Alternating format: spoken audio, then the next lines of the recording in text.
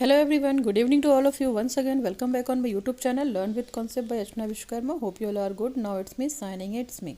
चलिए आज हम बात करते हैं, बहुत ही काफ़ी लॉन्ग टाइम बाद हम वीडियो में मिलेंगे। इट्स ओके, बट मैं शॉर्ट्स वीडियोज़ पे काफ़ी काम कर रही हूँ बीएड पर्सपेक्टिव से, एमएड पर्सपेक्टिव से। अगर आपको वीडियो हेल्पफुल लगते हैं तो please do like share subscribe my YouTube channel learn with concept by Archana Vishwakarma. आगे और भी अच्छा काम करेंगे। प्लीज़ आप अपने लाइक्स को लाइक कीजिए, वीडियो को शेयर कीजिए। काफ़ी मेहनत होती है वीडियो बनाने में, सो प्लीज़ मोटिवेशन दीजिए। ठीक है, I will do something better for that in future. ठीक है, तो आज हम बात करते हैं बीएड फर्स्ट सेमेस्टर में आपके साइकोलॉजिकल प्रैक्टिकल्स होते हैं। 5 या 6 प्रैक्टिकल होते हैं। यहाँ पे हमें एक प्रैक्टिकल की बात करेंगे। ठीक है, और साइकोलॉजिकल प्रैक्टिकल का बीएड फर्स्ट सेमेस्टर का ये पहला प्रैक्टिकल है, जिसको हम लोग फ्री एसोसिएशन टेस्ट बोलते हैं, और ये साइकोलॉजिकल प्रैक्टिकल है। ठीक है, तो आपके लिए प्रैक्टिकल कैसे फाइल बनाते हैं, कैसे थ्योरेटिकल एस्पेक्ट लिखते हैं, कैसे प्रैक्टिकल एस्पेक्ट लिखते हैं, इसके बारे में डिटेल बात करेंगे। ये वीडियो डेफिनेटली आपके लिए हेल्प करेगा। ठीक है, और आज के प्रैक्टिकल का नाम है, बात करते हैं। चलिए तो फटाफट स्टार्ट करते हैं हम लोग without wasting our so much time. तो आज का जो प्रैक्टिकल का नाम है हमारा, एक्सपेरिमेंट नंबर जो भी आपका रहे कॉलेज के अकॉर्डिंग, कॉलेज जैसे भी कंडक्ट कराता है, प्रैक्टिकल नंबर 1, 2, 3 वॉट एवर, इनका ये प्रैक्टिकल नंबर 6 है या एक्सपेरिमेंट नंबर 6 है। और जो एक्सपेरिमेंट का नाम है वो फ्री एसोसिएशन टेस्ट है। ठीक है, फ्री एसोसिएशन टेस्ट है, हम इसको याद रख सकते हैं। और इसमें अगर हम बात करते हैं तो फ्री एसोसिएशन टेस्ट को हम ध्यान रखेंगे। फ्री एसोसिएशन को टेस्ट को हम इस कंटेक्स्ट में ध्यान रखेंगे कि इसको FAT बोलते हैं, फ्री एसोसिएशन टेस्ट। और ये पूरी तरीके से मेमोरी बेस्ड टेस्ट है। इसको अगर हम हिंदी में बात करते हैं तो इसको हम मुक्त साहचर्य प्रयोग बोलते हैं। और आपका परीक्षण संख्या जो भी होगा आप उसको लिखिएगा। ठीक, तो यहाँ पे जाहिर सी बात है, आपको साइकोलॉजिकल प्रैक्टिकल आप करते हो तो आपको पता होता है कि हमको थ्योरेटिकल एस्पेक्ट के साथ साथ प्रैक्टिकल एस्पेक्ट भी लिखते हैं। तो सबसे पहले यहाँ पे हम बात करेंगे थ्योरेटिकल एस्पेक्ट की, जो कि आप लिख सकते हो। अगर आप हिंदी मीडियम के बच्चे हो तो आप PD पाठक देख सकते हो। मैं कुछ बुक की नाम बता देती हूँ आपको। ठीक है, PD पाठक देख सकते हो, AB भटनागर की बुक देख सकते हो, AB भटनागर हिंदी मीडियम वाले, इससे काफ़ी कुछ हेल्प मिल जाएगी। डॉक्टर आशा शर्मा की बुक भी देख सकते हो। तो आप as per your name, as आपको जो भी कंफर्टेबल लगता है आप देखिएगा। तो हम स्टार्ट करते हैं अपना experiment number 6 free association test. आपका जो भी एक्सपेरिमेंट नंबर होता है, सबसे पहले फ्री एसोसिएशन टेस्ट कंडक्ट करने से पहले हमको मेमोरी पे बात करनी है। क्यों? क्योंकि ये जो पार्ट है एसोसिएशन, ये हमारे मेमोरी का पार्ट है, जिसको हम मेमोरी या स्मृति बोलते हैं। और ये आपको एजुकेशनल साइकोलॉजी में एक इम्पॉर्टेंट टॉपिक है, मेमोराइजेशन या रिमेंबरिंग या मेमोरी, जिसमें बहुत सारा डिटेल करते हैं। तो ये टोटली ये प्रैक्टिकल आपका मेमोरी बेस्ड प्रैक्टिकल है। तो सबसे पहले यहाँ पे मेमोरी का इंट्रोडक्शन की बात करेंगे। तो memory is one of the best friend, guide and philosopher of an individual. Without memory or individual becomes inaccurate and insufficient। आपको अच्छे से पता है कि जो मेमोरी है एक मेंटल प्रोसेस है, इसका एक क्लासिफिकेशन है, ये हमारे एक्सपीरियंस के अकॉर्डिंग चलती है। ठीक है, और जैसा जैसा हमारा एक्सपीरियंस होता है हमें मेमोरी बहुत अच्छी होती जाती रहती है। कुल मिला के हम ये कह सकते हैं कि एडल्ट की मेमोरी ज़्यादा मेच्योर होगी इन कंपैरिजन टू बच्चा या चाइल्ड। तो मेमोरी कुल मिला के एक हमारा अच्छा दोस्त है, जो हमको एक गाइड करती है, एक मार्गदर्शक है, जो कि हमको कैसे चलना है, आगे कैसे कंडक्ट करना है। और जिसकी बहुत मेमोरी अच्छी होती है, डेफिनेटली आपने उसको देखा होगा कि वो एकेडमिक पर्पस से बहुत अच्छा ग्रो करता है, बहुत टॉप करता है अपनी फील्ड में, एजुकेशन की फील्ड में काफ़ी अच्छा करता है। तो कुल मिलाकर इसको हम थोड़ा सा डिफाइन कर लेते। तो यहाँ पे इंट्रोडक्शन और मीनिंग आप मेमोरी का देंगे।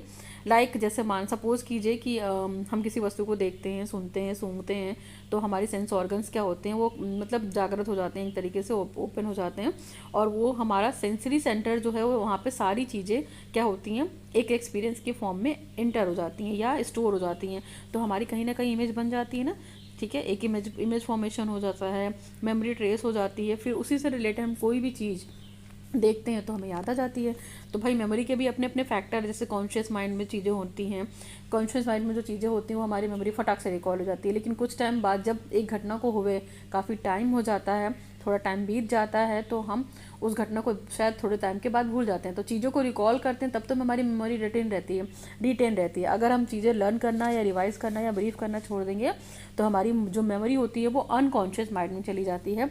तो अनकॉन्शियस माइंड की मेमोरी याद करने के लिए कोई घटना या इंसिडेंट जिम्मेदार होता है। और हमारी जो मेमोरी यूज़ होती है वो हम कहीं ना कहीं कॉन्शियस माइंड में स्टोर रखते हैं, जो कि फ्लेक्सिबल होती है। जब भी हमको हमारी ज़रूरत पड़ती है नीड के अकॉर्डिंग, या कुछ चीज़ें स्टोर रहती हैं जो अनकॉन्शियस माइंड में, वो according to the need, according to the conscious mind, वो पावर हो जाती है और याद आ जाती हैं चीज़ें, रिकॉल हो जाती हैं, उसको हम मेमोरी बोलते हैं। तो यहाँ पे मैंने थोड़ा सा इंट्रोडक्शन दिया मेमोरी का, ठीक है, नीड नहीं थी बट फिर भी आप जान लीजिए थोड़ी सी चीज़ें ज़रूरी हैं आपके माइंड में होना। तो यहाँ पे आप सबसे पहले क्या करेंगे, मेमोरी का इंट्रोडक्शन देंगे, मीनिंग देंगे, फिर उससे रिलेटेड क्या करेंगे, आप डेफिनीशन लिखेंगे। डेफिनीशन का भी एक टाइम है, कम से कम 3 to 4 अच्छी डेफिनीशन आप ज़रूर लिखिएगा, ठीक है। इन्होंने जैसे लिखा हुआ है कि by James Drever, by Spearman, आप वुडवर्थ के अकॉर्डिंग भी लिख सकते हो, स्किनर के अकॉर्डिंग भी लिख सकते हो, रायबर्न के अकॉर्डिंग भी लिख सकते हो, जो भी आपकी बुक में डेफिनेशन अवेलेबल है आप उनके अकॉर्डिंग काम कर सकते हैं, ठीक है। इन्होंने देखो, इन्होंने यहाँ पे इंट्रोडक्शन दिया है मेमोरी का, मीनिंग दिया है, डेफिनेशन दिया है।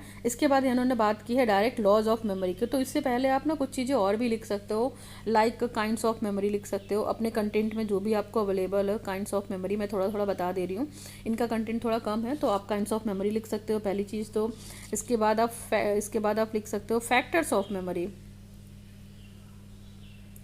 फैक्टर्स ऑफ मेमोरी, या इसी फैक्टर को हम बोल सकते हैं कंपोनेंट ऑफ मेमोरी। किसी किसी बुक में दिया होगा कंपोनेंट ऑफ मेमोरी, है ना, कि मेमोरी के या स्मृति के क्या क्या अंग, कंपोनेंट लिख सकते हो, ठीक। डिटेल लिख सकते हो कि मेमोरी के टाइप्स क्या हैं, कंपोनेंट क्या है।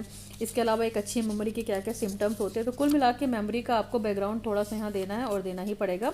इसके बाद हम आएंगे लॉज ऑफ मेमोरी में, ठीक है। तो लॉज ऑफ मेमोरी हमारी इंपॉर्टेंट है, लॉज ऑफ मेमोरी भी यहाँ आप मेंशन कीजिएगा डिटेल में। लॉज ऑफ मेमोरी यानी कि स्मृति के क्या नियम हैं, ठीक है। तो इसमें बहुत सारे नियम आपके आएंगे, इन्होंने इनको डिटेल नहीं किया हुआ बट लिखा हुआ है यहाँ पे, आप देख लीजिए। पहला लॉ इन्होंने लिखा हुआ लॉ ऑफ हैबिटेट यानी आदत का नियम। दूसरा इन्होंने लिखा हुआ है लॉ ऑफ प्रीसर्विनेंस, प्रीसर्विनेंस का मतलब यहाँ पे निरंतरता का नियम, ठीक है। इसके बाद लिखा हुआ लॉ ऑफ एसोसिएशन, साचार्य का नियम, जिस पे आपको काम करना है। लॉ ऑफ एक्सरसाइज मतलब प्रैक्टिस का नियम, और इसके बाद लॉ इफेक्ट प्रभाव का नियम। तो इन्होंने इतने नियम यहाँ पे दिए हुए हैं, इनमें से ही एक नियम है आपका एसोसिएशन, इसी का प्रैक्टिकल डिटेल है जिसको हम डिटेल में पढ़ेंगे। तो चलिए देखते हैं, हम बात करते हैं एसोसिएशन की, ठीक। तो एसोसिएशन देखिए, यहाँ पे हमारा प्रैक्टिकल का नाम है फ्री एसोसिएशन टेस्ट, जिसको मैंने आगे आपको बताया कि यहाँ पे हम फैट बोलते हैं, ठीक, मुख्य साहचर्य। तो अब देखते हैं सबसे पहले एसोसिएशन होता क्या है। इससे पहले आप सबसे पहले आप एसोसिएशन समझिए कि एसोसिएशन का मतलब क्या होता है। भाई एसोसिएशन वर्ड जो अपने आप में है काफ़ी फेमस है, और उसका कंटेक्स्ट हम दो या दो से अधिक जो हमारे थॉट्स होते हैं, जैसे मान लो हमारा पास्ट का कोई एक्सपीरियंस है, चीज़ों को कनेक्ट करना, रिकनेक्ट करना हम कह सकते हैं। Reconnect our memory with previous knowledge, past experience, उसको हम न्यू ओरिजिनल सिचुएशन के साथ कनेक्ट करते हैं, वो हमारा क्या कहलाता है, एसोसिएशन। एसोसिएशन का मतलब ही क्या होता है, चीज़ों को जोड़ना या कनेक्ट करना, इसी पे हमको बात करनी है। तो आप यहाँ पे सबसे पहले क्या करेंगे, एसोसिएशन के नियम को बताएंगे, ठीक है। यहाँ पे सबसे पहले एसोसिएशन का इंट्रोडक्शन देंगे, मीनिंग देंगे, और फिर क्या करेंगे, आप एसोसिएशन की डेफिनेशन भी देंगे एज पर योर रिक्वायर्ड। 3 से 4 डेफिनेशन जरूरी है according to English, and English लिखी हुई है यहाँ पे, देख सकते हैं। Psychological process is stabilize during the personal experience is known as the association. तो ये इनकी डेफिनेशन है, ड्रेवर इंग्लिश एंड इंग्लिश की, जेम्स ड्रेवर की लिख सकते हैं आप। जेम्स ड्रेवर के बाद देखिए नेक्स्ट डेफिनेशन उन्होंने किसकी दी हुई है, फिर दी नहीं है, आप कम से कम 3 से 4 डेफिनेशन आप डेफिनेटली लिखिएगा लॉज ऑफ एसोसिएशन में। अब हम बात करते हैं लॉज ऑफ एसोसिएशन से। तो यहाँ से हमारा थोड़ा सा वीडियो डिटेल रहेगा, इसलिए आप थोड़ा सा पेशेंसफुली सुन लीजिएगा कि क्या क्या है नियम। जब तक आप अप्लाई नहीं करोगे तब तक आप प्रैक्टिकल फ्री एसोसिएशन टेस्ट नहीं कर पाओगे। तो सबसे पहला नियम बात करते हैं लॉज ऑफ, आपको एसोसिएशन समझ में आ गया कि चीज़ों को रिकनेक्ट करना है हमारी मेमोरी के साथ with the previous experience, with past experience into the new original situation, ठीक है, वो हमारा एसोसिएशन कहलाता है। यहाँ पे भी वही चीज़ लिखी हुई है। तो हम डिटेल बात करते हैं। Develop different laws of association can be divided into 2 category. तो देखिए यहाँ पे हमने एसोसिएशन के लॉ को 2 कैटेगरी में डिवाइड किया है, प्राइमरी लॉ और सेकेंडरी लॉ, यानी कि इसको प्राथमिक नियम बोलते हैं हम लोग, ठीक, और सेकेंडरी को हम लोग गौण नियम बोलते हैं। आप फेमिलियर होंगे, साइकोलॉजी के वर्ड है। आप प्राथमिक और गौण नियम दोनों को अप्लाई करेंगे। प्राथमिक नियम की अलग कैटेगरी हैं और सेकेंडरी नियम की अलग कैटेगरी। तो चलिए हम डिटेल बात करते हैं law, primary law of association. प्राथमिक नियम में सबसे पहला लॉ दे रखा है लॉ ऑफ सिमिलैरिटी, जिसको हम समानता का नियम बोलते हैं। समानता का नियम ये हो सकता है कि कोई भी 2 सिमिलर आइडिया आपके माइंड में प्रेजेंट हो एक साथ, जैसे एक को देखकर उसी से रिलेटेड कोई भी सिमिलर चीज़ जो पहले हो चुकी है, जो पास्ट में हो चुकी है, वो आपको लर्न आ रही है, तो वो क्या है, हमारा समानता का नियम। मतलब किसी वस्तु को देखने पे उसी की जैसी कोई और वस्तु दिख गई या कोई और ऑब्जेक्ट दिख गया, तो आपको उस वस्तु की याद आ सकती है, कोई मान लो कोई व्यक्ति दिख गया जो सलमान खान की जैसे दिखता हो, तो आप अगर उस व्यक्ति को देख लोगे तो आप ये बोलोगे ना कि सलमान खान से मैच करता है, तो यहाँ पे कौन सा लॉ लग जाएगा, लॉ ऑफ सिमिलरिटी लग जाएगा। मतलब कोई भी व्यक्ति के जो पर्सनालिटी हो सकती है, गुण हो सकती है, शेप हो सकता है, कलर हो सकता है, ये सारी चीज़ें मैटर करेगी यहाँ पे। कहाँ पे, शेप, कलर, पर्सनालिटी, है ना, ये सब चीज़ें मैटर करेंगी कहाँ पे, लॉ ऑफ सिमिलरिटी में। तो लॉ ऑफ समानता में क्या, अगर हम एग्जाम्पल देखेंगे समानता के नियम में, तो जिससे हम मीनिंग के कंटेक्स्ट में, कलर के कंटेक्स्ट में, साउंड के कंटेक्स्ट में, सेम के कंटेक्स्ट में, जैसे इसका एग्जांपल आप ले सकते हो।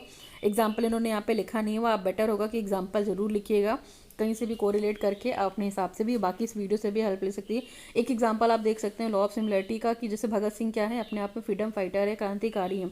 तो अगर आप भगत सिंह के बारे में पढ़ रहे हो, कहीं सुन रहे हो, कोई मूवी देख रहे हो, तो उससे रिलेटेड जितने भी फ्रीडम फाइटर्स होंगे कहीं ना कहीं आपको याद आ जाएंगे, चाहे चंद्रशेखर आज़ाद हो, लाला लाजपत राय हो। क्यों? क्योंकि इनका मेन काम क्या था, इन्होंने भारत को आज़ादी दिलाने में हेल्प की थी और ये फ्रीडम फाइटर रहे हैं, तो हम याद कर सकते हैं इनको। तो ये लॉ ऑफ सिमिलरिटी होगी। लॉ ऑफ सिमिलरिटी में और भी एग्जांपल अगर आप लेना चाहें, जैसे दिल्ली का लाल किला देखकर हमको क्या आ सकता है, कहीं और के लाल किले की याद आ सकती है। जैसे सपोज कीजिए हम चाय पीते हैं, टी पीते हैं ना, तो टी पी रहे हैं तो उसके साथ साथ कहीं ना कहीं कॉफ़ी की भी याद आ जाएगी, तो that is the law of similarity. Okay, इसको ध्यान रखिएगा। दूसरा लॉ है हमारा, दूसरे लॉ में बात करते हैं हम, तो लॉ ऑफ कंट्रास्ट, ये भी इंपॉर्टेंट है। लॉ ऑफ कंट्रास्ट का मतलब है यहाँ पे विषमता का नियम या असमानता का नियम। तो भाई विषमता या असमानता का नियम क्या होता है, जब दो ऑब्जेक्ट, दो वस्तु जो बिल्कुल जस्ट अपोजिट हो, यानी कि एक दूसरे का विलोम है, हम ये कह सकते हैं यहाँ पे अपोजिट वर्ड। ठीक है, जहाँ पे भी अपोजिट वर्ड आएगा या एक दूसरे का विरोध करते हुए नजर आएंगे, बट एक दूसरे से कनेक्टेड होंगे, लेकिन अपनी चीज़ों को याद करते हैं, जैसे कर सकते हैं अपोजिट वर्ड के कंसीडर कर सकते हैं। अपोजिट वर्ड कंसीडर करेंगे तो अपने आप में चीज़ें क्लियर हो जाएंगी। लॉ ऑफ कंट्रास्ट का मतलब विषमता का नियम। तो इसके एग्जाम्पल में अगर हम बात करते हैं तो बहुत सारे एग्जाम्पल हो सकते हैं, आप ध्यान रख सकते हैं। इसका कंटेक्स्ट में कंट्रास्ट के नियम में, कि जैसे जो भी कोई दो चीज़ें उसका जो अनुभव करते हैं, एक विचार से उसका विरोध विचार प्रकट होता है या उसकी अपोजिट चीज़ें आ जाती हैं। जैसे जब बहुत अधिक विंटर होती है, ठंड लगती है, तो हमको अपने आप गर्मी की याद आती है। क्यों? क्योंकि होता है ना कि बहुत ज़्यादा ठंड भी इंसान को परेशान करती है, बहुत ज़्यादा गर्मी भी इंसान को परेशान करती है। तो एक दूसरे से जस्ट अपोजिट सिचुएशन, ठंड और गर्म, ठंडा और गर्म, ठंडी और गर्मी, जाड़ा और गर्मी, दोनों चीज़ें क्या है, कंट्रास्ट है, एक दूसरे को अपोज कर रही हैं। इसी तरीके का एग्जाम्पल देख सकते हैं, दुख में हमको सुख की याद आती है, काला गोरा, अमीर गरीब, ये सब क्या है, कहीं ना कहीं किसके एग्जाम्पल है, हमारे लॉ ऑफ कंट्रास्ट के एग्जाम्पल है, जो जस्ट अपोजिट चीज़ें करते हैं। विलोम शब्द कह सकते हैं एक तरीके से, इसमें वाले एग्जाम्पल आ जाएंगे, बहुत मिलेंगे आपको इस स्टिमुलस वाले में। नेक्स्ट बात करते हैं हमारा लॉ ऑफ कॉन्टिग्यूटी। भाई लॉ ऑफ कॉन्टिग्यूटी का मतलब है समीपता का नियम। ठीक, तो समीपता का नियम क्या है, समीपता का नियम समझ लीजिए कि जो चीज़ें साथ साथ होती हैं और एक दूसरे से रिलेटेड रहती हैं, परस्पर कनेक्टेड रहती है। जैसे मान लीजिए कि पहले का जो हमारा एक्सपीरियंस है, जो घटनाएं हो चुकी हैं, कोई भी चीज़, ठीक है, और एक दूसरे से कनेक्टेड है, आसपास है, नियर अबाउट है, एक तरीके का रिलेशन है। तो जैसे कि मतलब आपको एक याद आ गया तो उसी से रिलेट करके दूसरा भी आपको याद आ जाता है। पहले जो चीज़ें हो चुकी हैं करंट सिचुएशन में आपकी, वो चीज़ें फिर से हो जा रही हैं, तो आपको क्या लगेगा, कहीं ना कहीं नियर अबाउट है, तो वो चीज़ें हमें याद आ गई हैं। तो समीपता के नियम में हम दो चीज़ों को कंटेक्ट कर सकते हैं। ये तो यहाँ पे इन्होंने पेयर्ड एसोसिएशन दे दिया, दूसरा फ्री एसोसिएशन दे दिया है। तो पेयर्ड एसोसिएशन जिसको हम लोग बोलते हैं युग्मित सहचर, यहाँ पे चीज़ों को पेयर करके करना है। इसका भी प्रैक्टिकल आप करेंगे मेमोरी के तहत, बट यहाँ पे हम इसकी बात नहीं करेंगे डिटेल, हम फ्री एसोसिएशन की बात करेंगे। तो फ्री एसोसिएशन का मतलब अभी चीज़ों को कनेक्ट करने के लिए आप फ्री हैं, कहीं भी प्लेस से, टाइम से, स्थान से कनेक्ट कर सकते हैं। तो यहाँ पर दो चीज़ें ध्यान रख लीजिए, इन्होंने लॉ ऑफ कॉन्टिग्यूटी को डिफाइन तो कर दिया है, बट दो कंटेक्स्ट में है। लॉ ऑफ कॉन्टिग्यूटी को हम टाइम के कंटेक्स्ट में देखते हैं, ठीक है, और दूसरा हम प्लेस के कंटेक्स्ट में देखते हैं। तो टाइम के कंटेक्स्ट में अगर हम बात करते हैं तो समीपता के नियम में मान लीजिए हमने अपनी अलमीरा में घड़ी भी रख दिया है, वॉलेट भी रख दिया है, ठीक है, तो जब भी हम घड़ी को देखेंगे तो हमें अपने आप अपने वॉलेट की याद आ जाएगी। क्यों? क्योंकि यहाँ पे उसी प्लेस पे दोनों चीज़ें रखी हुई हैं। हम इसको टाइम के कंटेक्स्ट में भी ले सकते हैं, ठीक। और अगर प्लेस के कंटेक्स्ट में ले सकते हैं। टाइम के कंटेक्स्ट की अगर हम बात करते हैं तो जैसे 4 बजता है या 3 बजता है तो आपको अपने स्कूल की घंटी बजती है, तो क्या होती है, छुट्टी होती है, आपको याद आता है। तो अगर आप संडे को भी घर पे हो तो 3 या 4 बजेगा, तो आपको कहीं ना कहीं याद आएगा कि 3 बजे हमारे कॉलेज की छुट्टी है, घंटी बजती है, हम फ्री हो जाते हैं। तो ये उसका एग्जाम्पल है, आप उस एग्जाम्पल को याद रख सकते हैं, ठीक है। नेक्स्ट बात करते हैं, तो यहाँ पे टाइम और कंटेक्स्ट में हो गया। चलिए, और एग्जांपल लेना चाहेंगे आप तो, और एग्जांपल के तहत पे टाइम और प्लेस में अगर हम बात करते हैं लॉ ऑफ कॉन्टिग्यूटी में, तो जैसे मेज के साथ कुर्सी की याद आ जाती है। आपने टेबल देखा तो आपको चेयर की ऑटोमेटिक याद आ जाएगी, टेबल चेयर। ठीक। और एग्जांपल लेना चाहेंगे तो जैसे ठंडर होता है या बारिश होती है, तो ठंडर में आपको पता है ना बिजली कड़कने की आवाज़ आती है, तो ठंडर का इफेक्ट लाइटिंग से हो सकता है, लाइटिंग वाला एग्जांपल ले सकते हैं आप। ठीक। और एग्जांपल दे सकते हैं तो नदी के साथ, जैसे नदी, रिवर की बात करते हैं, नदी की बात करते हैं, तो नदी के साथ क्या है, पानी अपने आप जुड़ जाएगा, है ना। तो ये सब क्या है, लॉ ऑफ कंट्रास्ट के एग्जांपल हैं। ठीक। और लॉ ऑफ कॉन्टिग्यूटी के एग्जांपल हैं। और एग्जांपल की बात करते हैं, जैसे सपोज़ कीजिए मैं कुछ टाइम पहले विजिट पे गई थी, I go to the visit Jaipur. तो जयपुर गई थी तो मैंने वहाँ पे बहुत सारी हेरिटेजेबल चीज़ें देखी। तो अब मेरी कभी एक्सकर्शन या कहीं विजिट पे हमको जाना होगा, तो हमको क्या है, याद आएगा कि हम इससे पहले जयपुर वाले विजिट पे गए थे, मैंने वहाँ बहुत एंजॉय किया था। तो ये क्या है, लॉ ऑफ कॉन्टिग्यूटी। तो उससे रिलेटेड नियर अबाउट की जो चीज़ें होती हैं वो लॉ ऑफ कॉन्टिग्यूटी में इम्बेडेड होती हैं। आप ध्यान रखिएगा, एग्जाम्पल्स बहुत सारे दिए। नेक्स्ट बात करते हैं हम तीसरे। अभी हमारे प्राइमरी लॉ में टोटल 3 लॉ थे, आपको पता हो गया प्राइमरी लॉ में हमारे 3 लॉ थे। और तीनों कौन कौन से लॉ थे देख लीजिए आप एक बार फिर से। प्राइमरी लॉ में हमारे 3 लॉ थे। पहला था हमारा सिमिलरिटी का लॉ था, ठीक है, जिसको समानता का नियम बोलते हैं।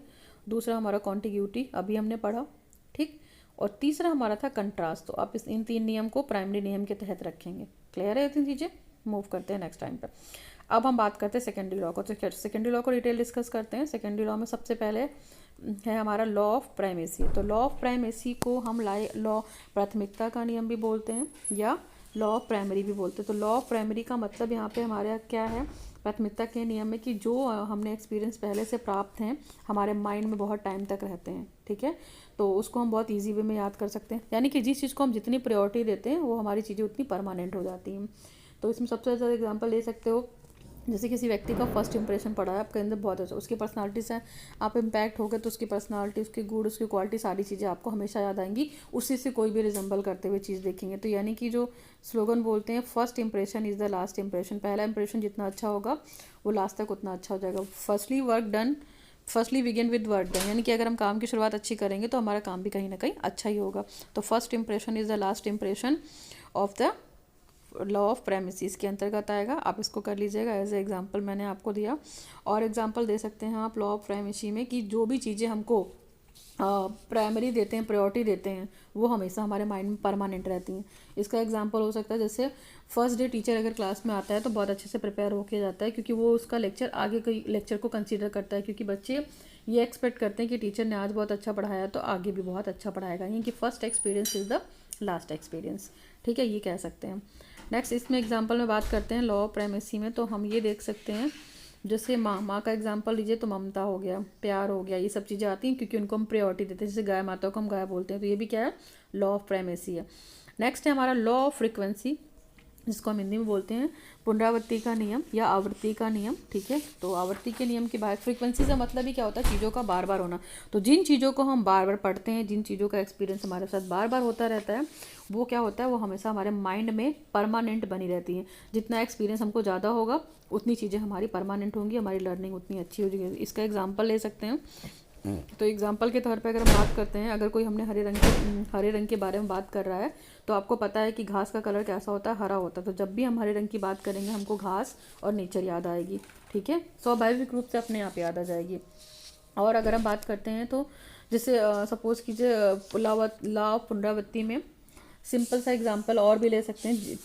कलर के बारे में, कलर के कंटेक्स्ट में ले सकते हैं। फिर रिपीटिशन का मतलब होता है कि जैसे सपोज़ कीजिए हम कहीं वॉक करने जाते हैं और रोज़ वॉक करने जाते हैं, हमें आसपास लोग मिलते हैं। ठीक है, हमारा एक टाइम है 5 बजे वॉक करने जा रहे हैं, तो अगर 5 बज गए घड़ी में, सुबह में 5 बजेंगे और आप वॉक करने नहीं भी गए तब भी आपको याद आएगा कि वो व्यक्ति हमको इतने बजे मिला था, क्योंकि हम वहाँ पर रोज़ वॉक करने जा रहे थे। तो जितनी फ्रिक्वेंसी ज़्यादा होगी उतनी आपकी मेमोरी परमानेंट होगी। नेक्स्ट है आपका law of frequency. Law of frequency का मतलब यहाँ पे है नवीनता का नियम, यानी कि जो नई चीज़ें सीखते हैं हमारी लर्निंग उतनी इंटरैक्टिव होती, उतनी वो अच्छी होती है। नवीनता के नियम में अगर हम बात करते हैं, जो एक्सपीरियंस जितना अधिक नया होगा वो उतनी टाइम तक हमको बहुत ईजिली वे में याद हो जाएगा।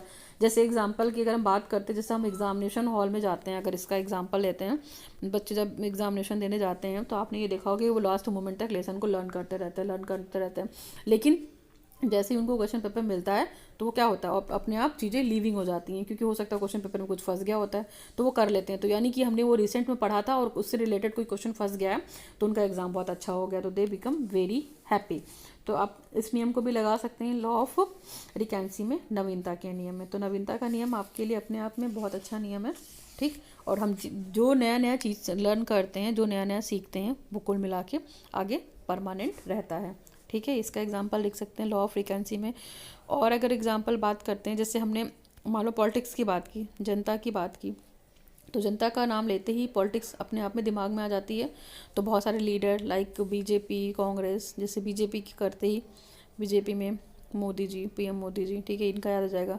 कांग्रेस की बात करेंगे तो राहुल गांधी याद आ जाएगा। तो ये अपने आप में क्या है, नया नया एक्सपीरियंस है, ठीक। अब हम बात करते हैं, वेट अ मिनट, वैकेंसी के बाद अगर हम बात करते हैं लॉ ऑफ विविडनेस, ठीक है। तो लॉ ऑफ विविडनेस में इसको हम हिंदी में अगर हम बात करते हैं तो स्पष्टता का नियम भी बोल सकते हैं, इसको लॉ ऑफ क्लैरिटी भी कहीं कहीं पे लिखते हैं, ठीक है। तो स्पष्टता का नियम या लॉ ऑफ विविडनेस में जिन चीज़ों को आप जितना अधिक क्लियर रखेंगे, यहाँ पे विविडनेस का मतलब क्लियरेंस से है, क्लियरस या अंडरस्टैंड वर्ड यूज़ कर सकते हैं। तो जो चीज़ें जितनी क्लियर और अंडरस्टैंडेबल रहेंगी वो चीज़ें हमारे माइंड में काफ़ी दिनों तक और परमानेंट बनी रहेगी और उसको रिकॉल करने में हमें कोई दिक्कत नहीं होगी। तो यानी कि इसका एग्जांपल हम ये लिख सकते हैं कि जो बच्चा जिस चैप्टर को बहुत अच्छे से इंटरेस्ट से पढ़ेगा, बिल्कुल क्लियर रखेगा, वो चैप्टर उसको परमानेंट तक याद रहेगा और काफ़ी दिनों तक याद रहेगा। ये है लॉ ऑफ विविडनेस का एग्जाम्पल। फॉर एग्ज़ाम्पल अगर और एग्जांपल लेना चाहेंगे लॉ ऑफ विविडनेस में, तो जैसे हमने बात की जज, ठीक है। तो जज का नाम सुनते ही हमारे दिमाग में कोर्ट आने लगेगा, वकील आने लगेगा। और ये क्यों फेमस है आपको ये भी पता है, जजमेंट के लिए, न्याय के लिए, जस्टिस के लिए। तो इन चीज़ों को आप ध्यान रख सकते हैं। अब हम बात करते हैं नेक्स्ट लॉ की, ठीक है। तो ये हमारे सारे लॉ क्लियर हो गए। सेकेंडरी लॉ में हमने देखिए क्या क्या पढ़ा हुआ है। पहला लॉ ऑफ फ्रेमेसी, प्राथमिकता का नियम, लॉ ऑफ फ्रीक्वेंसी, आवृत्ति का नियम। तीसरा है लॉ ऑफ फ्रीक्वेंसी यानी कि नवीनता का नियम। और चौथा नियम हमने पढ़ा है लॉ ऑफ विविडनेस या स्पष्टता या स्पष्टता का नियम। इसी स्पष्टता के नियम को हम विविधता का नियम भी बोल सकते हैं, जहाँ पे चीज़ें क्लियर हैं। तो ये हमारे दोनों लॉ थे और इन्हीं दोनों लॉ को क्या करना है, आपको अपने प्रैक्टिकल फॉर्म में, प्रैक्टिकल एस्पेक्ट में अप्लाई करना है। कुछ फैक्टर्स दे रखे हैं, आप इनको देख लीजिए। Factors affecting the association responding time, तो सबसे पहले यहाँ पे नेचर ऑफ स्टिमुलस है, एसोसिएशन है, एज एंड सेक्स है, डायरेक्टनेस है, इंटरफेरेंस है, एब्सेंस ऑफ रिस्पॉन्स है। तो ये फैक्टर्स रिस्पॉन्स करेंगे किसको, आपके एआरटी टाइम को, ठीक है। एआरटी टाइम का मतलब यहाँ पे आपका है एसोसिएशन रिस्पॉन्स टाइम या एवरेज रिएक्शन टाइम। चलिए बात करते हैं बैकग्राउंड की। तो बैकग्राउंड का मतलब इस प्रैक्टिकल पे पहले क्या क्या चीज़ें हो सकती हैं। तो association test is the type of test which is subject presented. Depend करता है कि आपका सब्जेक्ट कैसा है, उसने वर्ड्स के रिस्पॉन्स को कैसे दिया है और उसके माइंड में सबसे पहला वर्ड क्या आता है, जैसे आप स्टिमुलस वर्ड बोलते हैं। और सबसे पहले इस पर जो काम किया था इनका आप ध्यान रख सकते हैं, सर फ्रांसिस गाल्टन ने यूज़ किया था इस एसोसिएशन को टेस्ट की। इसके बाद 1920 में इन्होंने केंट और रोजनऑफ ने ये टेस्ट बनाया था। तो इसीलिए जो आपकी इन्वेंट्री का नाम है, अगर जो आपको क्वेश्चनर का बुकलेट मिलेगा उस बुकलेट का नाम ही है केंट रोजन ऑफ इन्वेंट्री। और आपसे कभी कभी साइकोलॉजी की प्रैक्टिकल में पूछ लिया जाता है कि इस इन्वेंट्री का नाम क्या है। तो जो 100 नंबर का क्वेश्चन आया कि आपकी बुकलेट मिल रही है, कंज्यूमर बुकलेट, क्वेश्चनर बुकलेट, उस बुकलेट का नाम है केंट रोजन ऑफ इन्वेंट्री, ठीक है। At the time of examination, जब आपका प्रैक्टिकल एग्जाम होगा ना, तो आपको ये 100 वर्ड्स की जगह नहीं देंगे, वो 50 वर्ड्स दे देंगे, ठीक है। 50 वर्ड्स के साथ आपका प्रैक्टिकल कंडक्ट करा देंगे, बट आपको प्रैक्टिकल कंडक्ट करना आना चाहिए, ठीक है। रिस्पांस मिल जाएगा आपको सब्जेक्ट के लिए, वो आपको कहीं भी इंटर कॉलेज में भेज सकते हैं या एज पर depend on the practical examiner कि वो कैसे कंडक्ट कराना चाहते हैं, ओके। तो ये आपका थ्योरेटिकल एस्पेक्ट था।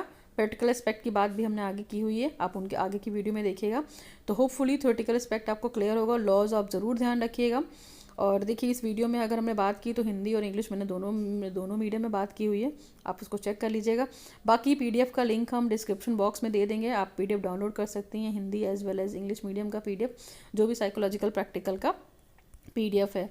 फिर अगर हम बात करते हैं तो ये देखिए, थोड़ा भी आपको ये वीडियो हेल्पफुल करता है, नीडफुल है, रिक्वायर्ड फुल है, तो आप इस वीडियो को पूरा देखिएगा। इसके बाद मेरे को फीडबैक दीजिएगा।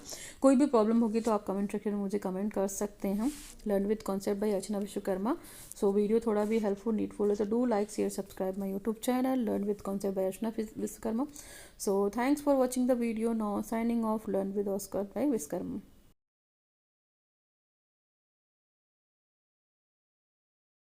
बात करते हैं प्रैक्टिकल, अभी तक हमने थ्योरेटिकल एस्पेक्ट की बात की, अब हमारे प्रैक्टिकल एस्पेक्ट की बात आती है। तो प्रैक्टिकल एस्पेक्ट में यानी कि हमने जो प्रायोगिक पक्ष है उसको कैसे लिखना है, तो सबसे पहले हेडिंग पड़ेगी आपकी नेम ऑफ द एक्सपेरिमेंटर। यहाँ पे आप एक्सपेरिमेंटर का नाम डालेंगे, यानी कि एक्सपेरिमेंट का क्या नाम है, हमारा फ्री एसोसिएशन टेस्ट है, वो नाम डाल देंगे आप फटाफट। नेक्स्ट मूव करते हैं, हमारा है ऑब्जेक्टिव। ऑब्जेक्टिव का मतलब क्या ऑब्जेक्टिव बनेंगे इस प्रैक्टिकल को कंप्लीट करने के लिए। तो पहला ऑब्जेक्टिव देखिए लिख रखा है, to find out the factors affecting the association by free association method on the basis of the word. सबसे ज़्यादा ये रिस्पॉन्स करता है कि जो ये प्रैक्टिकल हो रहा है उसके नंबर ऑफ रिस्पॉन्स कैसे आ रहे हैं, यानी कि जो भी वर्ड्स आपने बोले हैं तो उसका रिस्पॉन्स किस तरीके से बच्चा दे रहा है, ये इफेक्ट करता है, उसके फैक्टर्स का आपको पता लगाना है। दूसरा ऑब्जेक्टिव है to study the characteristics of the personality of the subject. और जो प्रैक्टिकल को कंडक्ट कर रहा है यानी कि प्रयोज्य जिसके मन की बात है, तो वो हम उसको पता कर सकते हैं, उसकी पर्सनालिटी की भी स्टडी कर सकते हैं कि वो व्यक्ति कैसा हो रहा है जो प्रैक्टिकल को क्या कर रहा है, दे रहा है, यानी कि सब्जेक्ट की बात कर सकते हैं। ठीक है, फिर इसके बाद बात करते हैं detail of the subject. Detail of the subject यानी कि जिस पे आप प्रैक्टिकल कंडक्ट कराएंगे तो उनका नाम लिखेंगे। नेम जैसे यहाँ पे निशा मिश्रा ले रखा है, एज उनकी 17 ईयर्स है, सेक्स क्या है, फीमेल है, एजुकेशनल क्वालिफिकेशन क्या है, 12th है और नॉर्मल। तो यहाँ पे आप ध्यान रखेंगे कि जो एज ग्रुप होगा वो मान के चलिए 7 से 14 साल के बच्चों पे ये प्रैक्टिकल आप कंडक्ट करा सकते हैं, चाहे आपके भाई बहन हो, आप तो बीएड कर रहे हैं तो भाई बहन छोटे नेबर जो भी है XYZ, आप 7 से 14 साल के बच्चों के बीच में ये प्रैक्टिकल आप कंडक्ट करा सकते हैं। थोड़ा बहुत आगे पीछे हो सकता है। ठीक है, 7 से जो एज ग्रुप है आपका वो 7 to 17 कर सकते हैं, 18 कर सकते हैं, हार्डली बहुत ज़्यादा बड़े बच्चों को मत लीजिएगा। ठीक है, इसकी लिमिटेशन है एज ग्रुप की। आप खुद पे प्रैक्टिकल कंडक्ट नहीं कराइएगा, आप दूसरे बच्चों से कराइएगा। ठीक है, तो एज लिमिट ध्यान रखिएगा। चलिए मूव करते हैं नेक्स्ट स्लाइड पे। फिर डिटेल्स ऑफ द एक्सपेरिमेंट, यानी कि जो डिटेल ऑफ द एक्सपेरिमेंट है तो यहाँ पे आपको अपना डिटेल डालना है कि आप ये प्रैक्टिकल कंडक्ट करा रहे हैं। तो आप अपना डिटेल देंगे, आप अपना नाम देंगे, सबसे पहले आपका जो भी नाम है, जिस डेट में प्रैक्टिकल कंडक्ट करा रहे हैं उसको डेट देंगे, टाइम देंगे और डे देंगे, और कहाँ पे आप साइकोलॉजी लैब में ये प्रैक्टिकल को कंडक्ट कर रहे हैं। तो आप ध्यान रखिएगा। आगे बढ़ते हैं। इसके बाद है हमारा मटेरियल सेटअप। मटेरियल सेटअप का मतलब सहायक सामग्री क्या क्या लगेगी, तो भाई लिस्ट ऑफ स्टिमुलस वर्ड्स लगेगी, यानी कि जो आपकी इन्वेंट्री है वो इन्वेंट्री आपको चाहिए होगी। ठीक है, इन्वेंट्री के बाद आपको स्टॉप वॉच चाहिए होगी टाइम देखने के लिए, क्योंकि टाइम्स जो होगा हमारा सेकेंड्स में होगा, तो आपको 1 सेकेंड, ठीक है, इसके अलावा 2 सेकेंड दे सकते हैं, हार्डली 3 सेकेंड दे सकते हैं, बहुत ज़्यादा उनको टाइम नहीं देना है उनको रिस्पॉन्स करने के लिए। और मैक्सिमम कितने लेवल तक जा सकता है, 30 सेकेंड्स तक जा सकता है। तो अगर ये आपको 30 सेकेंड्स तक नहीं जाना, आपका 1 second, 2 second, 3 second, hardly 4 second enough है रिस्पॉन्डर से रिस्पॉन्स लेने में। ठीक है, और मैक्सिमम बात कर सकते हैं तो ये 30 सेकेंड्स तक जा सकता है, बट उससे ज़्यादा गया तो आपका आंसर कैंसिल हो जाएगा, तो उतना करने की ज़रूरत नहीं है आपको। टाइम रिस्पॉन्स यहाँ पे मैटर करेगा। चलिए नेक्स्ट बात करते हैं इनिशियल सेटअप। प्रारंभिक तैयारी क्या होती है, तो भाई एटमॉस्फेयर कोई भी प्रैक्टिकल को कंडक्ट कराने के लिए बिल्कुल शांत होना चाहिए। ठीक है, दूसरा अगर हम बात करते हैं तो प्रॉपर सिटिंग अरेंजमेंट होनी चाहिए और प्रॉपर लाइट होनी चाहिए रूम में जहाँ भी आप बैठे हैं। ठीक, नेक्स्ट बात है कंट्रोल, यानी कि नियंत्रण क्या होना चाहिए, तो भाई कुल मिला के atmosphere should be quiet and comfortable zone में आप बैठे रहेंगे, और जो सब्जेक्ट होगा उसको भी प्रॉपर तरीके से बिठा लेंगे आप। List of the word should B keeped in the confidential with the subject behind the screen. आप बच्चे को पहले से कोई भी वर्ड की हिंट नहीं देंगे, आप उसे कॉन्फिडेंशियल रखेंगे। ठीक है, stimulus word should be the pronounce clearly and correctly. जो भी आप वर्ड्स बोलेंगे बच्चों को बिल्कुल क्लियरली समझ में आना चाहिए। फिर stimulus word should be accepted और प्रोनाउंस्ड बाय ओनली वंस। आप एक ही बार बोलेंगे, बार बार उस वर्ड का आंसर नहीं बोलेंगे। कभी कभी एक वर्ड को 2 बार 3 बार रिपीट कर सकते हैं, बट ऐसा नहीं है। आप 100 के 100 वर्ड्स के साथ एक बार रिपीटिशन नहीं करेंगे, इससे प्रैक्टिकल बायस हो जाएगा।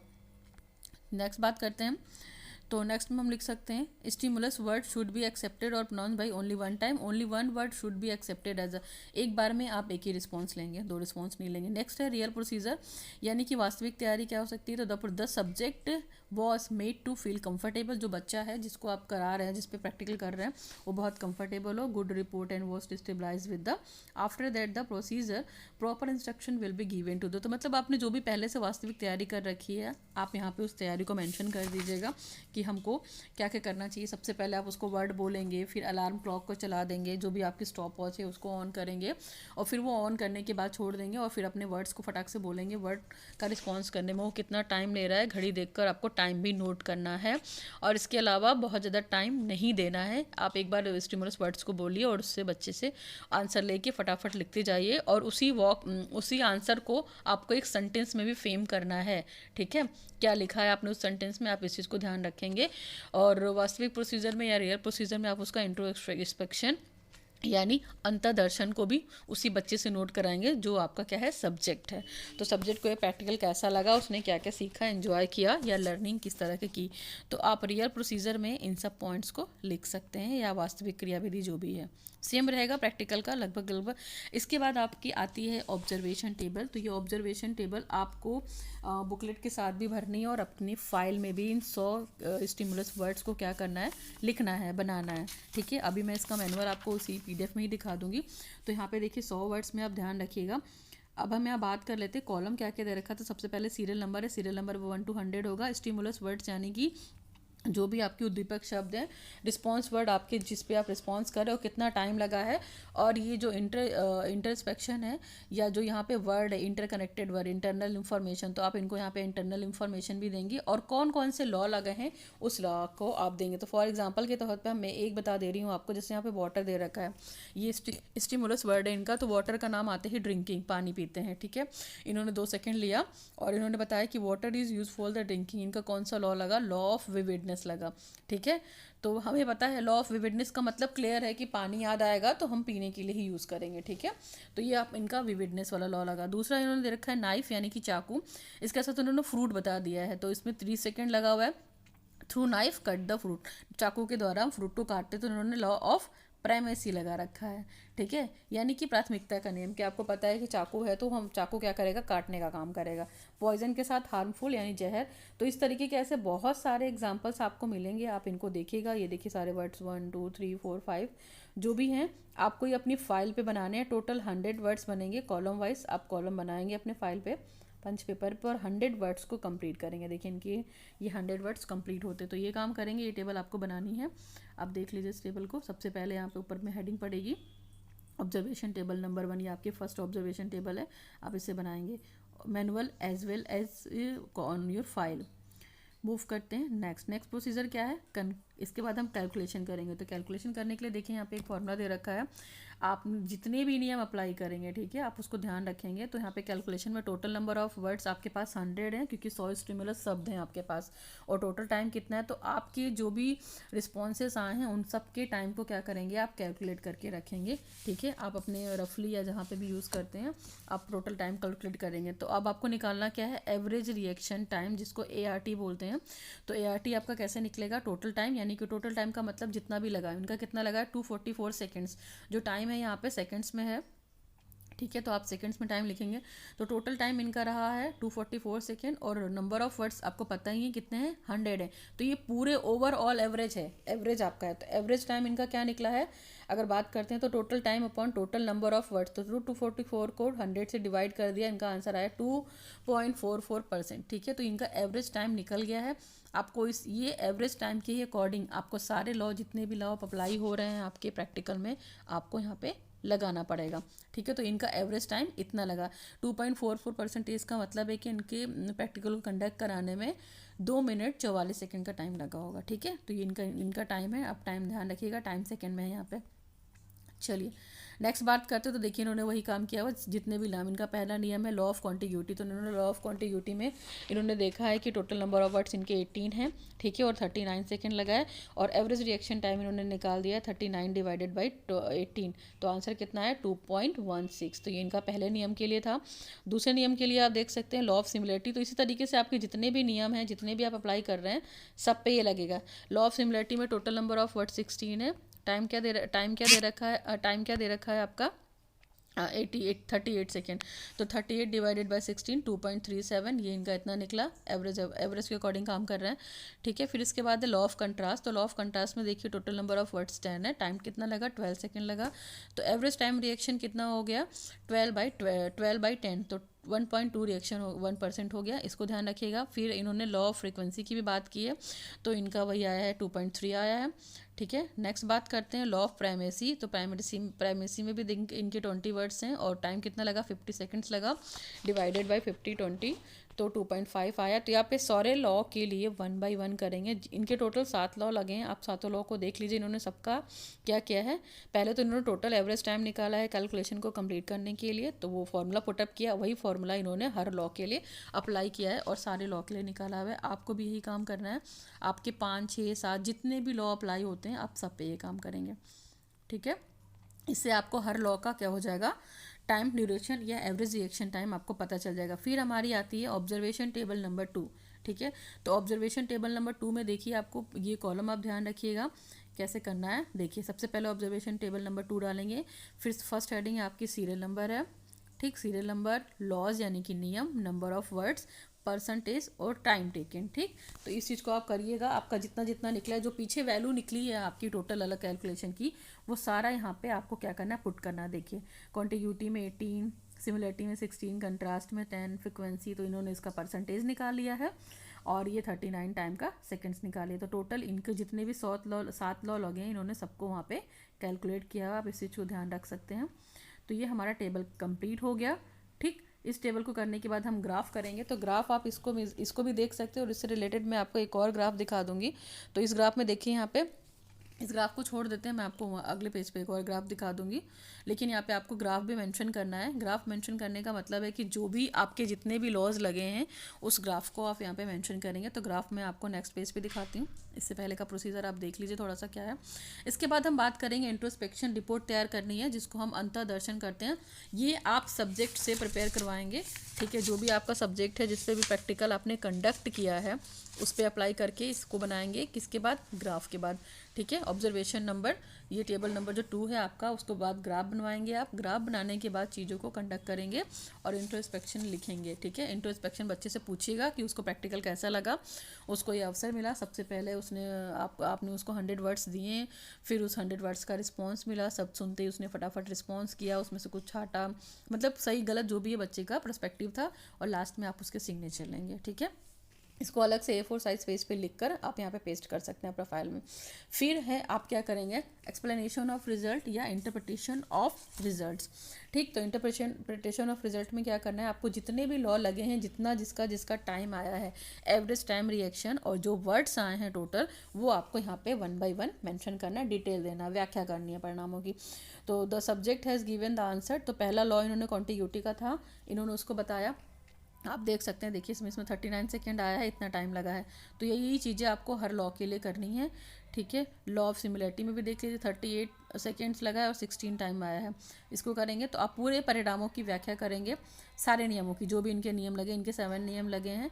Law of frequency, law of vividness, law of frequency, law of contrast, law of primacy, ठीक। ये सारे नियम कर लेंगे और सारे नियम को करने के बाद आप अपने कंक्लूज़न वाले पेज पे पहुंचेंगे कि आपने क्या निष्कर्ष निकाला है। तो भाई देखिए conclusion, the subject has given maximum responses, यानी कि 100 में से उसने मैक्सिमम रिस्पॉन्स आपको बहुत अच्छे तरीके से किया है, ठीक है। और जैसे जैसे हमारा लॉ ऑफ फ्रीक्वेंसी होता है तो इसको सबसे कम किया है।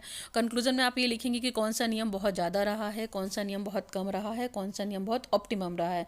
कुल मिला के हम ये निष्कर्ष निकाल सकते हैं कि उस व्यक्ति की पर्सनालिटी कैसी रही होगी अकॉर्डिंग टू देयर रिस्पॉन्सेज, उन्होंने क्या रिस्पॉन्स किया होगा।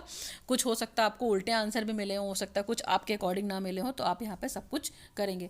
तो यहाँ पे ये सब एबनॉर्मल इन सब्जेक्ट, ठीक। और आपको कोशिश करना है कि जो व्यक्ति है कुछ भी अननेसेसरी नहीं होगा, वो आपको प्रॉपर देगा। तो कंक्लूजन में आप लिख दीजिएगा least but not the least. सबसे लास्ट में हम प्रैक्टिकल का एजुकेशनल इम्प्लीकेशन लिखते हैं कि भाई ये प्रैक्टिकल हमारे लिए एजुकेशनल पर्सपेक्टिव से कितना क्या है, यूज़फुल है या रिस्पॉन्स है। तो एजुकेशनल इम्प्लीकेशन को हिंदी में शैक्षिक निहितार्थ बोलते हैं, आप इसको लिख लीजिएगा कि इस प्रयोग, जिससे जहाँ पे लिखा हुआ this experiment is useful the ascending the personality of the subject. भाई हम सब्जेक्ट की पर्सनालिटी को जज कर सकते हैं। दूसरा दे रखा है it is helpful in knowing the emotional power of the subject, बच्चा कितना इमोशनली है या सब्जेक्ट कितना इमोशनली है, इसके बारे में बात कर सकते हैं। It is useful in knowing awareness and mental power of the subject, बच्चे की मेंटल पावर है और सब्जेक्ट की मेंटल पावर के बारे में पता चलता है। नेक्स्ट बात करते हैं तो it is helpful in checking it is helpful in checking the memory power और इमोशनल डेवलपमेंट को चेक करता है। It is helpful in knowing how to make the proper use of senses, बच्चा या सब्जेक्ट अपने सेंसेस को कैसे proper use करे इसके बारे में बात कर सकते हैं, ये हेल्प करेगा टेस्ट आपको लेने के बाद।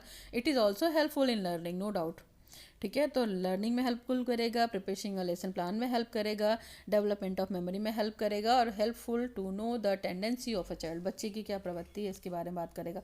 तो यहाँ पे देखिए, यहाँ पे इन्होंने एजुकेशनल इम्प्लीकेशंस में 9 पॉइंट लिखा है। आप अपनी कन्वीनियंट के अकॉर्डिंग जो आपको लगता है आप डेटा सर्च करके और भी एजुकेशनल पॉइंट्स लिखेंगे। और जो एजुकेशनल इम्प्लीकेशंस के पॉइंट है यानी कि शैक्षिक निहितार्थ, इसको कोशिश कीजिएगा कि आप पॉइंट्स में ही लिखिएगा, ठीक है।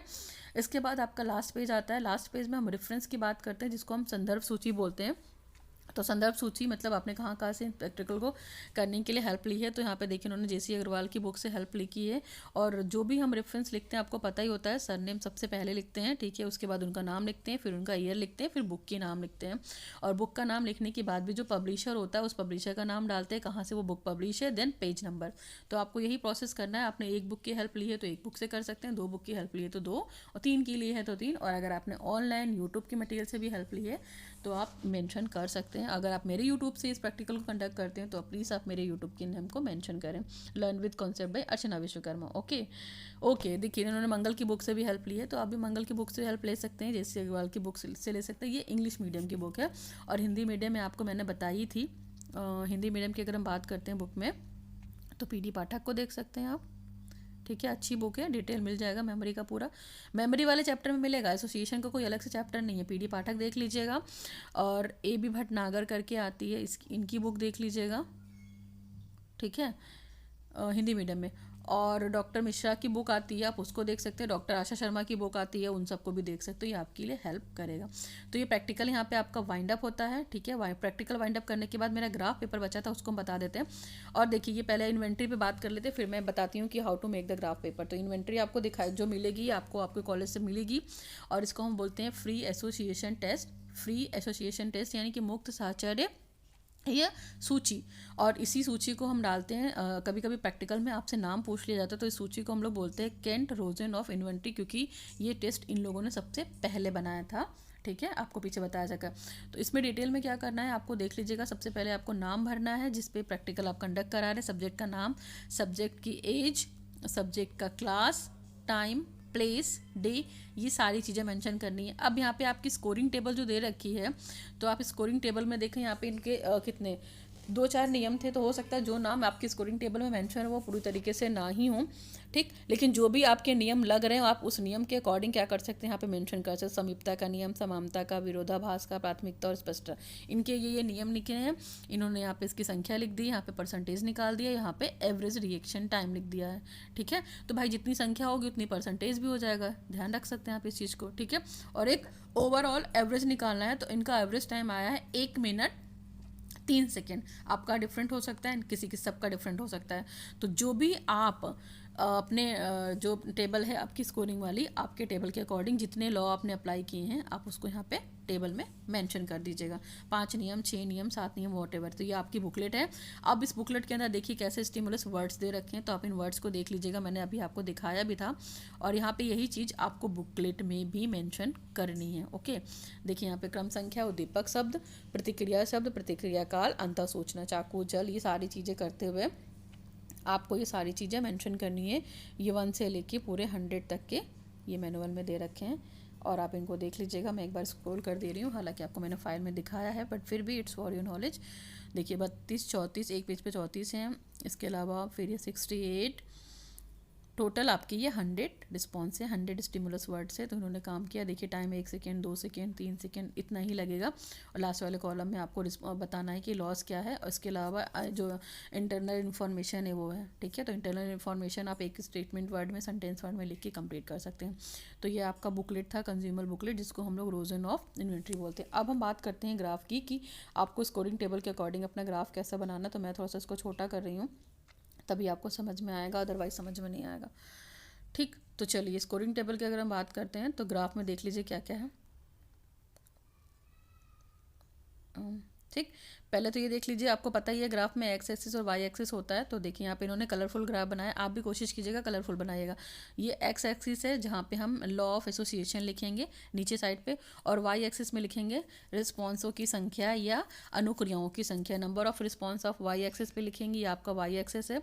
और ये एक्स एक्सिस है, यहाँ पे आप क्या लिखेंगे, जो आपके नियम लग रहे हैं। तो देखिए इनका सबसे पहला, और ये चीज़ ऊपर मेंशन भी कर दीजिएगा, अगर ग्राफ पेपर में मेंशन कर दीजिएगा कि एक्स एक्सिस पर दो बड़े खाने इनके एक नियम को दर्शा रहा है, यानी कि जो दो ब्लॉक हैं इनके, ठीक है, जो ये दो ब्लॉक हैं इनके, ये 10-10 वाले जो दो, ये इसकी तरह आप इसको एक ब्लॉक बोलते हैं ना, देखो बताती हूँ मैं, एक मिनट।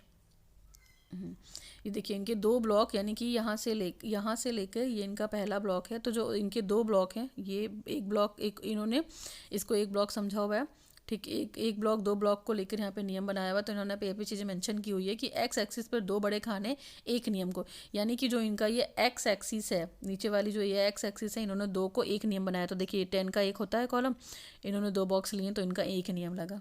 ठीक, वो वही चीज़ आपको ऊपर भी करनी है, हर नियम के लिए करनी है। और ऊपर में देखिए इन्होंने क्या किया हुआ है, ऊपर में इन्होंने ये किया है कि जैसे मान लीजिए एक्स एक्सिस पे समानता का नियम है, तो दो बॉक्स को कंसीडर करके एक समानता के नियम को फॉलो किया है। और इनका कितना है रिस्पॉन्स, वहाँ पे 10 है, तो 10। वाई एक्सिस पे इन्होंने क्या किया है, वाई एक्सिस पे जो इन्होंने दो खाने लिए हैं उनको 10 अनुक्रिया शब्दों का, यानी कि जो इनके ये दो हैं ब्लॉक 10-10 के, वो इन्होंने 10 रिस्पॉन्स किया हुआ। तो आप अपनी कन्वेंट के अकॉर्डिंग ऐसे ही कर सकते हैं, कोई दिक्कत नहीं है। 50-100 जो भी वर्ड्स आपके आ रहे हैं यहाँ पे वो मेंशन हो जाएंगे। ठीक, इन्होंने दूसरे के लिए भी देखिए क्या है, तो दो बॉक्स लिया, तो ये दूसरा नियम। और मुझे लग रहा है सबसे ज़्यादा इनका नियम जो लगा है, ये समीपता का नियम लगा है, 55 आया है। तो आप उसको देख लीजिएगा, नंबरिंग कर लीजिएगा, दो बॉक्स को 10, ठीक, 10-10 करके कीजिएगा, 10, 20, 30, 40, 50, 60 जहाँ तक आपका जाता है आप उसको कर लीजिएगा। और इधर नियम है, तो नियम जाहिर सी बात है 1, 2, 3 के फॉर्म में आएंगे। तो यहाँ पे 5 नियम इन्होंने अप्लाई किए हुए हैं। सबसे पहले समानता का नियम इनका बहुत कम लगा है, लॉ ऑफ कॉन्टिग्यूटी इनका बहुत ज़्यादा है, लॉ ऑफ कंट्रास्ट ये है। और इसके बाद हमारा ये क्या है, विरोधाभास, ठीक है, या प्राथमिकता, लॉ ऑफ प्राइमरी है। और ये इसके बाद स्पष्टता का नियम। तो ये जो भी नियम आपके अपने ग्राफ के अकॉर्डिंग लग रहा है, आप इसको अप्लाई कर दीजिएगा एक्स एक्सिस और वाई एक्सिस करके, और इस ग्राफ को देख लीजिएगा। आपको ये ग्राफ पेपर बनाना है, ये आपकी हेल्प के लिए है, ठीक है। ग्राफ पेपर आपको समझ में आ जाएगा, कोई दिक्कत नहीं है। ठीक, चलिए अब हम बात करते हैं स्कोरिंग टेबल बनाने के लिए कुछ आपको मैं एक सजेशन दे रही हूँ, आप हेल्प ले सकते हैं, ठीक है। आप अपने जो भी प्रैक्टिकल है, ये स्कोरिंग टेबल नंबर 2 है। तो जैसे हम लोगों ने बात की थी लॉ ऑफ एसोसिएशन में, दो लॉ पढ़े थे ना, प्राइमरी और सेकेंडरी, और दोनों लॉ आपके जो वर्कशीट है, जो आपकी स्टिमुलस वर्ड्स है, उसमें अप्लाई हुए हैं। तो वहाँ पे डेफिनेटली आपको मेंशन तो करना ही पड़ेगा। तो देख लीजिए, ये टेबल देख लीजिए, टेबल काम आएगी। तो इस टेबल में सबसे पहले हम मेंशन करते हैं सीरियल नंबर, फिर यहाँ पे law, total number of response, percentage, time taken और एवरेज टाइम रिएक्शन, सब कुछ निकला हुआ है, आपको निकालना आता भी है। ठीक, तो यहाँ पे सबसे पहले इन्होंने प्राइमरी लॉ की बात की। तो इनके प्राइमरी में जाहिर सी बात है 3 लॉ हमने पढ़े थे ना प्राइमरी में, पहला, दूसरा और तीसरा। तो law of contiguity, law of similarity, law of contrast. तो पहले जो इन्होंने पढ़ा था लॉ ऑफ कॉन्टिग्यूटी में, तो टोटल नंबर ऑफ रिस्पॉन्स 23 थे, 9 और 6, इन सब का इन्होंने परसेंटेज निकाला। भाई जितने नंबर ऑफ रिस्पॉन्स आएंगे उतने ही परसेंटेज हो जाएंगे, और उसका इन्होंने एवरेज ये टोटल टाइम निकाला। तो टोटल टाइम है, ये टोटल टाइम को काउंट करके यहाँ पे लिख दिया है, देखिए 55 सेकेंड, 22 सेकेंड, 15 सेकेंड। ठीक, फिर यहाँ पे इन्होंने क्या किया है, इसी का एवरेज टाइम रिएक्शन निकाल दिया। तो एवरेज टाइम रिएक्शन निकालने के लिए आपको पता ही था क्या फॉर्मूला था, टोटल टाइम ना, total time upon total words. ठीक, तो इस फॉर्मूले को इन्होंने अप्लाई किया है, total time upon total words. तो अगर हम बात करते हैं तो इनका टोटल टाइम कितना रहा है, 55 सेकेंड रहा है, देखिए। और ठीक है, और टोटल वर्ड्स कितने रहे हैं, number of responses, total of words का मतलब यहाँ पे नंबर ऑफ रिस्पॉन्सेज भी कंसिडर कर सकते हैं आप। तो 55/23 ये इनका लॉ ऑफ कॉन्टिग्यूटी के लिए एवरेज टाइम रिएक्शन निकल गया। ठीक, ऐसे इन्होंने सिमिलरिटी के लिए निकाला है, ठीक ऐसे इन्होंने कंट्रास्ट के लिए निकाला हुआ है। तो होपफुली आपको ये चीज़ें क्लियर हुई होंगी। ये हमारा प्राइमरी लॉ के लिए था। अब सेकेंडरी लॉ की बात करते हैं। तो देखिए सेकेंडरी लॉ में इन्होंने लॉ ऑफ प्राइमेसी को लगाया है, लॉ ऑफ फ्रीक्वेंसी को लगाया है, law of frequency, law of vividness. Secondary में 4 नियम लगाए हैं। तो ठीक वही चीज़ इन्होंने की है, इस लॉ के परसेंटेज निकाले हैं, ठीक है, एवरेज टाइम रिएक्शन निकाला है, ये चारों रही। आप इसको आराम से मेंशन कर सकते हैं, आप इसको देख लीजिए, ये आपकी स्कोरिंग टेबल है। ठीक, तो ये टेबल आपको हेल्प करेगी। आप अगर इस तरह चाहेंगे तो आप इस तरह भी करना चाहते हैं, और बाकी आप अलग अलग नियम के लिए भी कर सकते हैं। प्राइमरी सेकेंडरी को डिफाइन करने की ज़रूरत नहीं है। ये टेबल इंग्लिश में थी, अभी हिंदी में ये टेबल देख लीजिए। हिंदी में ये टेबल दिखाने का मेरा इंटेंशन है कि कुछ हिंदी मीडियम के बच्चे होंगे, उनको भी हेल्प करेगा। तो निरीक्षण तालिका नंबर 2, ठीक, इसमें आपको वही चीज़ डालना है, क्रम संख्या, साचार्य के नियम, अनुक्रिया शब्दों की संख्या, ठीक जैसे हमने पीछे काम किया, ठीक यहाँ पे वो भी वही चीज़ है। तो समानता के नियम में इनके 10 वर्ड्स हैं, 10% हो गया, लगा हुआ समय 11 सेकेंड है। और एवरेज समय निकालने के लिए इन्होंने क्या किया है, टोटल टाइम को टोटल नंबर ऑफ रिस्पॉन्स से डिवाइड कर दिया है। तो ये इनके सारे नियम के लिए है। आप देखिए इन्होंने पहला नियम, दूसरा नियम, तीसरा नियम, टोटल 5 नियम निकाल दिए। और इसके बाद इन्होंने एक काम और किया है कि टोटल नंबर ऑफ रिस्पॉन्स जो कि उन्होंने वहाँ पहले बता दिया था, इन्होंने यहाँ पे कर दिया। अब जरूरी नहीं है कि आप इसी टेबल में करें, आपकी जैसे ठीक लगता है आप ऐसे कर सकते हैं। तो टोटल ऑफ रिस्पॉन्स आपके कितने शब्द कितने थे, 100 थे, टोटल परसेंटेज 100 निकलेगा डेफिनेटली। लगा हुआ कुल समय इनका 130 सेकेंड्स, 1 मिनट 1.3 होगा, 30 होगा, तो 1 मिनट 30 सेकेंड। तो टोटल इनका कितना समय लगा है, एवरेज टाइम रिएक्शन, इनका एवरेज टाइम रिएक्शन ART क्या है, 1 मिनट 3 सेकेंड का टाइम लगा है इस प्रैक्टिकल को कंडक्ट कराने में। तो आप इस टेबल को देख लीजिएगा, स्क्रॉल करके मेंशन है। और ये कुछ टिप है, आपको मीन निकालना ही पड़ेगा यहाँ पे जाके। तो मीन निकालने का फॉर्मूला ये था कि टोटल नंबर ऑफ वर्ड्स, आपको कुल सब मीन देखिए 2 कंटेक्स्ट में निकलेगा यहाँ पे, ठीक है। तो मैं दोनों को बता दे रही हूँ। एवरेज अगर टोटल आपको एवरेज टाइम फाइंड करना है, ये टाइम फाइंड करने के लिए। तो टाइम फाइंड करने के लिए जो मीन निकालेंगे, आप देखिए उसका फॉर्मूला है टोटल नंबर ऑफ वर्ड्स, यानी कि कुल शब्दों की संख्या, और टोटल रूल, जितने नियम आपने अप्लाई किए हैं, तो उससे क्या निकल जाएगा आपका, उससे ये निकल जाएगा आपका, उससे एवरेज टाइम निकल जाएगा। तो एवरेज टाइम मान लीजिए कैसे निकला है, फॉर्मूला, आप फॉर्मूले को पुट कीजिए। फॉर्मूले को हमने पुट किया तो टोटल नंबर ऑफ वर्ड्स हमारे 100 थे ना, और हमने कितने नियम अप्लाई कर दीजिए, मान लीजिए 4, तो कितने वर्ड्स मिनट आ गए, अब टाइम कितना आ गया, 25 वर्ड्स पर मिनट ना। 1 मिनट में उन्होंने क्या किया है, 25 वर्ड्स को कवर किया हुआ है, ठीक। इसी तरह एग्जाम्पल में आप 100, मान लीजिए वर्ड्स तो 100 ही रहेंगे, ठीक है। हो सकता है आप अगर और एग्जांपल के तौर पे बात करते हैं तो वर्ड्स तो फिक्स हैं आपके 100 रहेंगे, हो सकता है 4 की जगह 5 नियम लग गया, तो डिवाइड कर देंगे आप, तो कितना हो गया, 20 हो गया। तो यानी कि तो आपका एवरेज टाइम वो का कैसे आ जाएगा, तो 20 वर्ड्स पर मिनट। तो आपका जो भी टाइम लगेगा वो आपके सब्जेक्ट पे डिपेंड करता है। दूसरा मीन निकलेगा हमारा, अगर आपको क्या करना है, टाइम पर सेकंड पता करना है कि पर सेकंड एक नियम में कितना टाइम लगा है। तो यहाँ पे देखिए मीन निकालने के लिए, मध्यमान निकालने के लिए फॉर्मूला लगा है आपका कुल औसत समय, यानी कि टोटल एवरेज टाइम कितना निकला था इनका, 134 निकला था। और रूल कितने लगाए थे इन्होंने, 4 लगाए थे। तो उसको डिवाइड करके इन्होंने क्या किया है, टोटल एवरेज टाइम और कितने पता किया, और टाइम कैसे पता किया आपने, ये 33.5 सेकेंड पर रूल, यानी कि हर रूल पे इनका कितना टाइम लगा, 33.5 सेकेंड। तो उन्होंने चारों रूल के अकॉर्डिंग निकाल दिया, आप अपने रूल के अकॉर्डिंग निकाल सकते हैं, ये हेल्प करेगा, ठीक है। ये लॉ ऑफ एसोसिएशन का एक फ्लो चार्ट है, आपको पता ही है, लॉ में कन्फ्यूजन नहीं होना है। तो लॉ ऑफ एसोसिएशन में पहला नियम था प्राइमरी, दूसरा सेकेंडरी, प्राथमिकता का नियम, गौड़ नियम, ठीक है। तो लॉ ऑफ, इसमें प्राइमरी लॉ है, similarity, law of similarity, law of contiguity, ये तीनों नियम हैं। इस फ्लो चार्ट को देख लीजिएगा, आपको ये चार्ट हेल्प कर देगा। ये प्रैक्टिकल आपका साइकोलॉजी का मैंने क्लियर किया। एक बार मैं वीडियो को फिर से स्क्रोल कर दे रही हूँ। थ्योरेटिकल एस्पेक्ट के साथ साथ आपको इस प्रैक्टिकल का प्रैक्टिकल एस्पेक्ट भी लिखना है। तो वेट अ मिनट,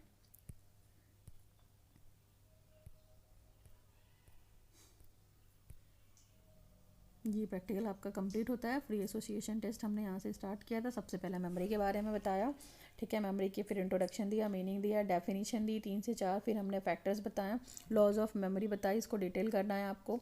फिर फ्री एसोसिएशन टेस्ट का इंट्रोडक्शन, मीनिंग, डेफिनेशन, इस पर काम किया। इसके बाद लॉ ऑफ एसोसिएशन बताया, दोनों लॉ को हमने, प्राइमरी लॉ को और सेकेंडरी लॉ को, सबको 1 बाय 1 डिफाइन किया।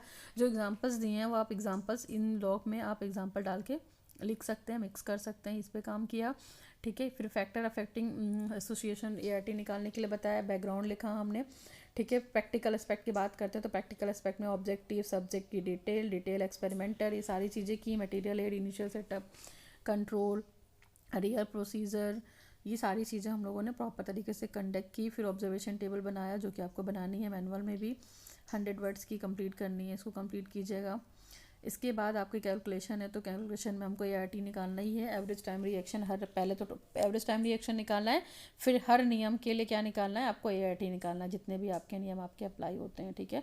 फिर इससे रिलेटेड आपको एक टेबल बनानी है कि कौन सा नियम कितने परसेंटेज पे लगा है, उस नियम को कंडक्ट करने में कितना टाइम लगा, ये सारी चीज़ें। इसी से रिलेटेड आपको ग्राफ बनाना है, जो कि मैंने वो कलरफुल वाला ग्राफ बनाया था, आप उसको देख सकते हैं, आप अपने अकॉर्डिंग भी बना सकते हैं। फिर इसी का इंट्रोस्पेक्शन लिखना है, रिपोर्ट लिखना है, जो कि आप सब्जेक्ट से लिखाएंगे, वो यहाँ मेंशन करके पेस्ट कर दीजिएगा। फिर एक्सप्लेनेशन ऑफ रिजल्ट्स या इंटरप्रिटेशन ऑफ रिजल्ट्स देनी है सारे नियमों के लिए कि कितने वर्ड्स आए हैं, कितना टाइम लगा है, इसको कंप्लीट करेंगे। इसके बाद कंक्लूजन के बाद एजुकेशनल इम्प्लीकेशन, इसके बाद आपका प्रैक्टिकल में रेफरेंस है और रेफरेंस लिखते ही आपका प्रैक्टिकल कंडक्ट हो जाता है। साथ में आपको ये जो बुकलेट दे रखी है, इस बुकलेट को भर कर उनकी डिटेल लेकर सारी परसेंटेज टेबल मेंशन करके आपको यहाँ पे पेस्ट करनी है with the help of graph paper. Graph paper भी आपको इसी मैनुअल के साथ पेस्ट करना है और ग्राफ पेपर आप बना लीजिएगा, कलरफुल बना लीजिएगा, आपके लिए ज़्यादा बेटर होगा। ये स्कोरिंग टेबल आप चाहें तो अपने कंटेंट को अच्छा करने के लिए वहाँ पे ऐड कर सकते हैं। It will go definitely help for you. ठीक है, आप इसको बना लीजिएगा। ये हिंदी में है, इंग्लिश में है। ठीक है, आप अपना का जो भी फॉर्मूला लगाइए और ला कर बना लीजिए। ये हमारा था प्रैक्टिकल। तो ये प्रैक्टिकल हम कंप्लीट करते हैं। Free association test BEd first semester के लिए साइकोलॉजिकल का प्रैक्टिकल था। इस प्रैक्टिकल में कोई डाउट नहीं होना चाहिए। अगर फिर भी कोई डाउट होता है तो you can ask me in my comment section. Video से थोड़ी बहुत भी आपको हेल्प मिलती है इस प्रैक्टिकल को कंडक्ट करने में या इस प्रैक्टिकल को कंप्लीट करने में, तो please do like share my channel YouTube learn with concept by Archana Vishwakarma. Signing off. Video अच्छा लगे तो do like share subscribe my YouTube channel. So thanks for watching the video.